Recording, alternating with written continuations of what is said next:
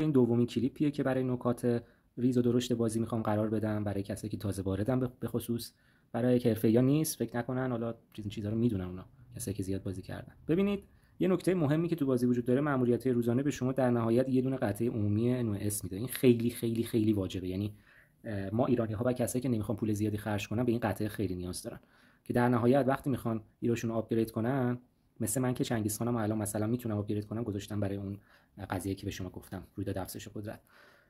انقدرم قطعه جمع کردم که همین الان بزنم آپگرید میشه راحت. این خیلی مهمه، ولی این قطعه رو باید نگه داریم برای سزارتون. سزار خیلی سخت آپگرید میشه، بنابراین قطعه منحصرا در وهله اول برای سزاره.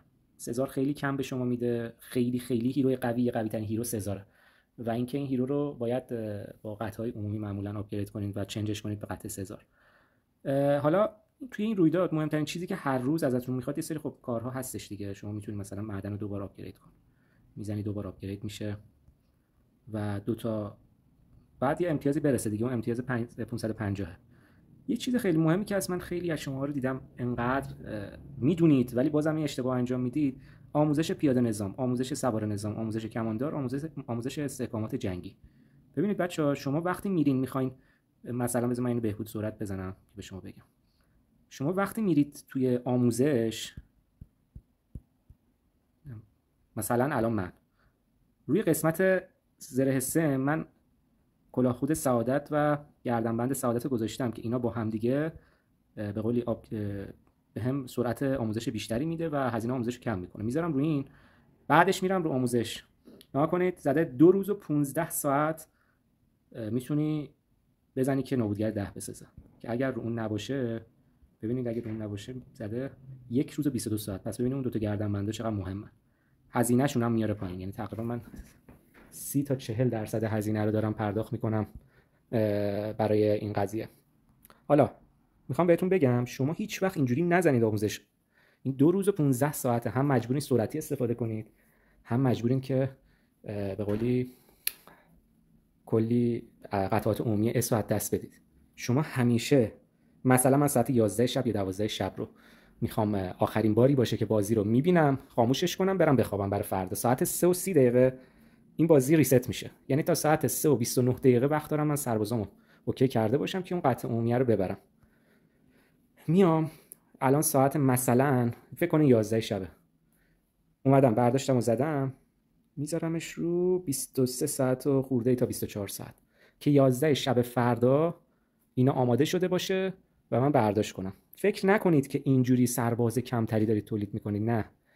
شما به نسبت 2 ساعت و 2 روز و 15 ساعته دارید اون رو کم میکنید میذارید رو 23 ساعت خورده ای، یعنی دارین همون قدر برداشت میکنید که 2 روز و 15 ساعت بعدم برداشت میکنید. فقط فرقش اینه که شما هر روز باید حضور داشته باشید شب، اینو برداشتشو بزنید که بتونید اون قطعه عمومی اس رو برداشت کنید. توی 1 ماه 2 ماه 3 ماه، تو 3 ماه شما همین کار رو انجام بدین 90 تا قطعه بهتون میده، کم نیست. الان 25 تا قطعهشو بازی میفروشه 2 میلیون تومان. 90 تا قطعه یه چیزی باشه 10 میلیون ارزش داره. اینجوری میزنید که هر روز بدون اینکه از سرعتی بهبود سرعت استفاده کنید، آپگرید کنید، اینجوری سربازاتون رو بسازید، برداشت کنید. و این قسمت آموزش پیاده نظام که 4 تا 10 تا 40 تاشو میده، 4 تاشون 160 تا شما از این میگیرید، 4 تا سربازخونه هاتون میسازه بگیرید. باقی اینها به راحتی قابل دریافته. فقط این موردشه که بعضیا اشتباه میکنن و باعث میشه که مجبور بشن از افزایش دهنده سرعت استفاده کنن یا اصلا قید ماموریت روزانه‌شون رو بزنن، یه روز در میون بگیرن. نکته دیگه راجع به درمان سربازان زخمیه. سربازانتون رو هیچ وقت درمان نکنید، بذارید بمونه. البته نه در حد 200,000 تا سرباز بیمارستان. هر روز بیاین اینجا نگاه کنید، این پایین سمت راست رو به اندازه 10 تا 20 دقیقه بزنید سرباز درمان شه. هر روز این کارو بکنید تا این قسمت درمان سربازان رو بگیرین. البته من زدم گرفتم، 30 تا هم اینجا به شما میده. روتین هر روزتون باید باشه دیگه، این کارو باید انجام بدین. کسایی که رویداد دیو پلید شرکت میکنن اگه دقت کنید توی این رویداد یه دونه از سوار فقط میفرستن، چون توی اون رویداد سربازاتون زخمی میشن خیلی زیاد دیگه. اون به لطف ایرانه درمان نمیکنه، 99% یکم کمتر درمان میکنه.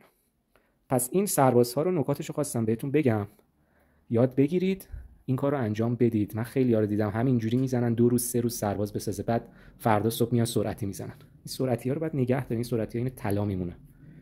سرعتیاتون رو باید نگه دارین. حداقل باید 20000 تا 5 دقیقه سرعتی داشته باشید برای سرمونی، برای رویداد قطارات شبنم. پس تا این به 20000 تا رسید، حالا بیشتر از اون رو دوست داشتین یه ذره مصرف کنید، چون 20000 تا برای این رویداد لازمه.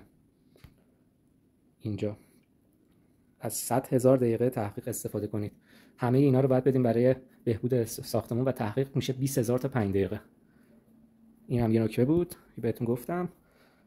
حالا سعی میکنیم نکات رو هر روز بذاریم. کسی که تازه بازی رو شروع کردن اشتباهات این چنینی نکنن. روز خوبی داشته باشین.